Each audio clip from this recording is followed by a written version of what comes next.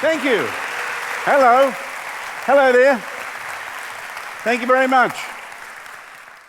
I'm going to start by telling you that I'm a musician and I travel the world playing concerts. I play about 300 concerts a year. That's how I make a living. It's also my calling in life. I'm one of the luckiest people on the planet. I get to make a living doing what I love. And people say, are you in the music business? I call it the happiness business. I play music and you get happy. That's what matters to me.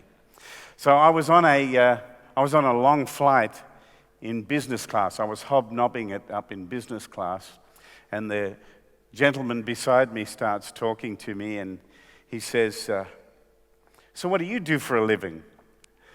And I said, I'm a guitar player. And he looked at me like I was in the wrong place, you know, I should have been downstairs. And and he said, you make a living playing the guitar? Wow. What band do you play with? And I said, I don't play with a band. I play solo. And he said, oh, so you're a singer? I said, no, I'm a guitar player. But then I started thinking about it. You know, I do have a band. The band is me, and I think like a band. And that's what's different about what I do. I think like a band when I play and when I write and when I perform. And that's how I hear music. I hear it as if it is a band, and I write as if I'm writing for a band. So I'd like you to meet my band just to get started, and that is my bass player,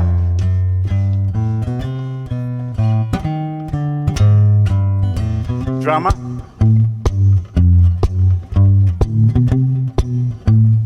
I got a rhythm guy as well.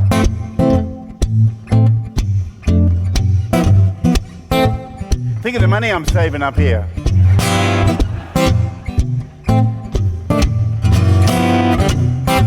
And then finally, the melody guy.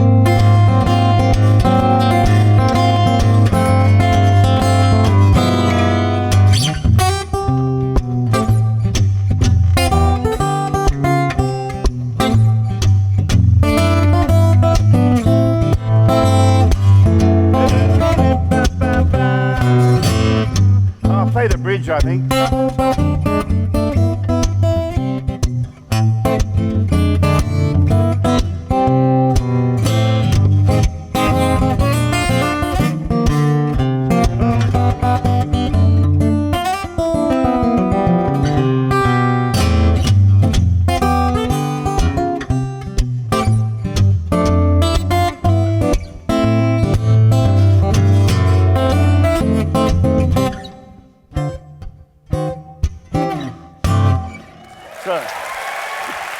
Thank you.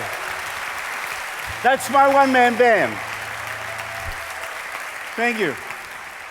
And I wouldn't be standing up here tonight and playing this way if it wasn't for a great man by the name of Chet Atkins. And I was about 7 years old when I heard him. I was on the road with my family. I'm one of 6 children, and 4 of us played music. But we were driving along in the car, and I tuned in the radio, and I heard this song by this American guitar player by the name of Chet Atkins. And what he was doing is something I'm just going to quickly explain to you. With his thumb, he was playing what the left hand on the piano would play, the accompaniment, and then with his fingers he was playing the melody and the harmonies. And this is what it sounds like. Here's the accompaniment.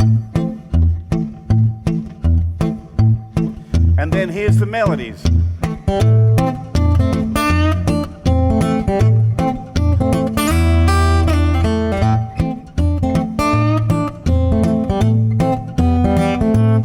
Is that enough? I'll play with it.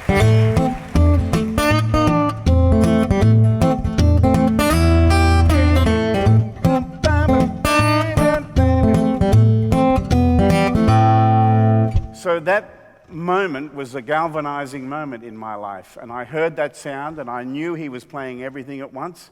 And everybody told me, oh, don't take any notice to that. It's a recording trick. You can't really do that. But somehow I could hear it, and I wanted to work it out. And I just kept at it and at it and at it, listening to Chet Atkins, and I eventually got it. And of course, many years later, I wrote him a fan letter, and we became pen pals. And then by the time I was in my early 20s, I had learned so much of his material and taught myself to play in a way that was different from everybody else. And I knew it, and I was enjoying it so much. It was so much of a challenge and so creative in its own way. And when I eventually got to meet him, I played for him, and he confirmed that I was doing everything right, even though I had no training. And I still haven't had any training. I still don't read or write music, but I can write you a song. I just can't write it out on paper.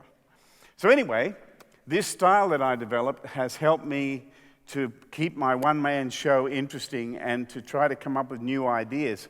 So in my late teens, I started listening to a lot of pop music and trying to come up with arrangements using these techniques, the technique of playing everything at once. So some tunes by the Beatles make really interesting pieces, and they have become a big part of my repertoire, and people love it, where you get that.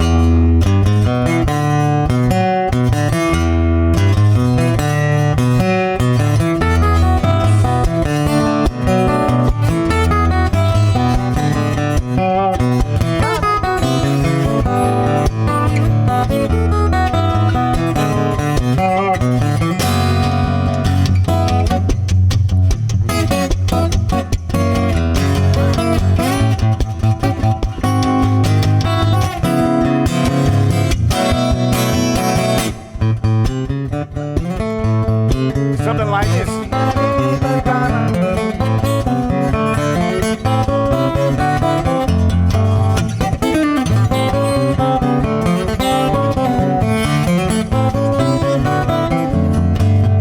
So you get the idea, right? Thank you.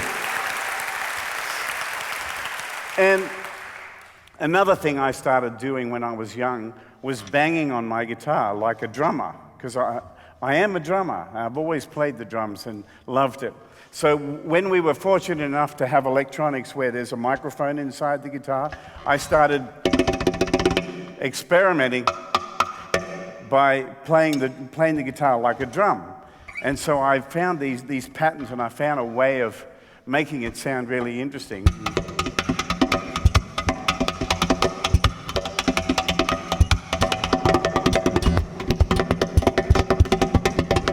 And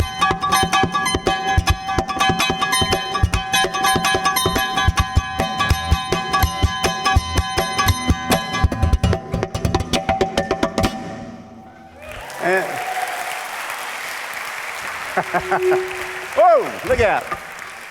And then I started trying to use my imagination and try new things. So I got myself a brush and I started doing this.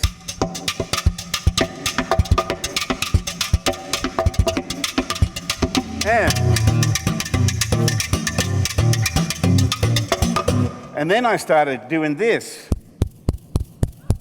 with my brush so I could get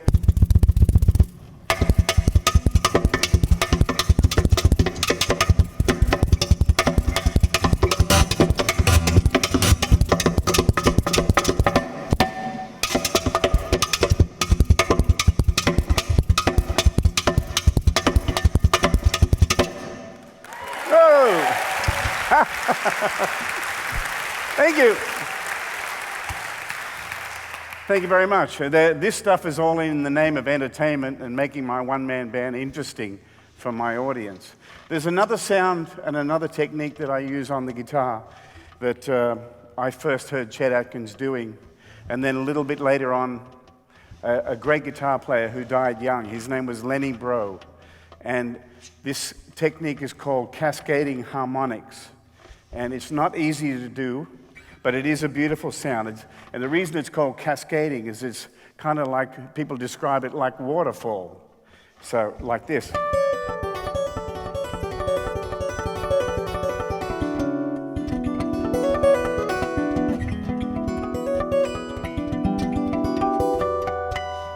And I use this technique to make my arrangements interesting and create parts of my show that become very intimate with the crowd. And so some songs like Somewhere Over the Rainbow or the Beatles' Michelle, where I use this technique.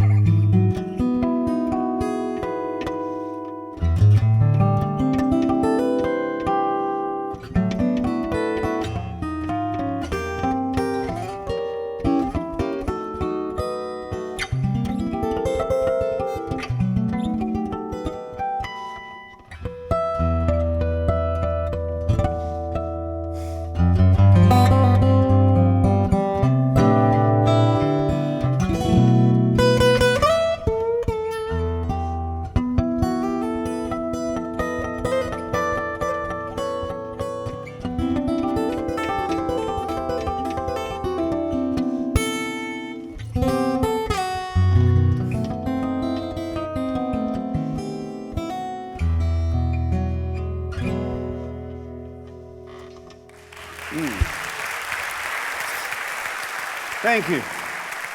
So I use those techniques to make a sound that I never heard anybody else doing, and especially here in Australia. But when I started traveling overseas, I noticed that most people over there hadn't heard it before, and it was a new sound for them.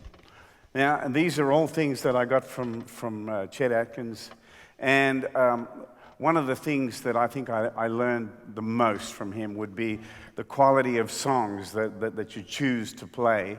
And the other thing was, I quickly learned that if I wanted to stand out as a musician, I should play my own songs.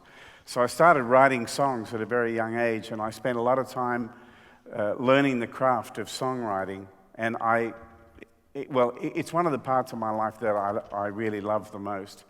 And I want to play you a little bit of a song that I wrote. I read a book called The Journals of Lewis and Clark. And Lewis and Clark were these explorers who discovered the American West, and they were led by a young native girl. And after I read this book, it challenged me to write a song and to describe the American West and the great unknown and constant travel. So let me play you a little bit of this song. If you want to close your eyes and imagine you're out in the American West, that's what you can do. That's what songs do. They transport us and take us.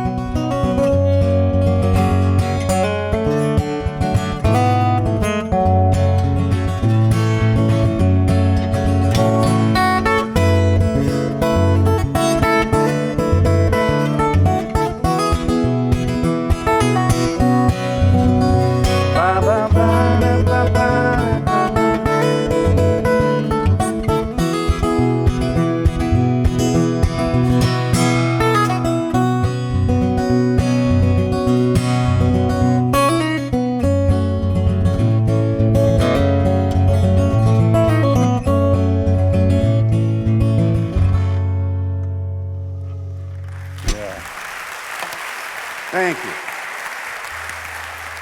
And every now and again, I come up with an arrangement that involves quite a lot of my techniques, all involved in one song. And one of those songs is this song, Classical Gas.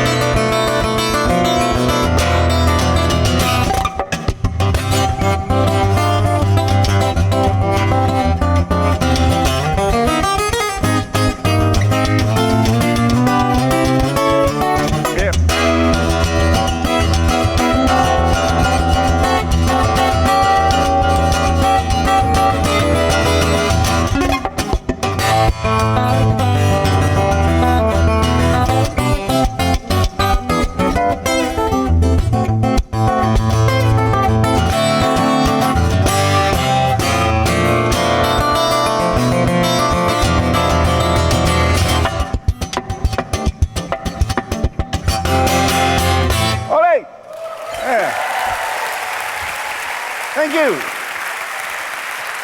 All right. Now, I'm going to read a little bit because my wife helped me put all this together, and she writes in such a wonderful way that I decided that I wanted to read a little. So this is what she wrote for me to say to you. A lot of these things that I do could be seen as show pony tricks, but for me, the real critics are my fans and my audience. When they laugh at my bad jokes, and when they cry at my ballads, and when they share stories that involve my music, it touches my heart so deeply, and I know that I'm doing the right thing. My music has been played at weddings, at funerals. Others have learned my songs and make their living playing like I do. My music has brought life to Alzheimer's patients, willpower to cancer survivors, an escape for grieving families, joy to people's daily drive to work. I hear these stories and I know that music goes beyond what we see, hear, and feel. There's some innate sense that gets triggered by it, and no matter how tone-deaf you think you are. That's why we tap our foot when we hear a groove like this.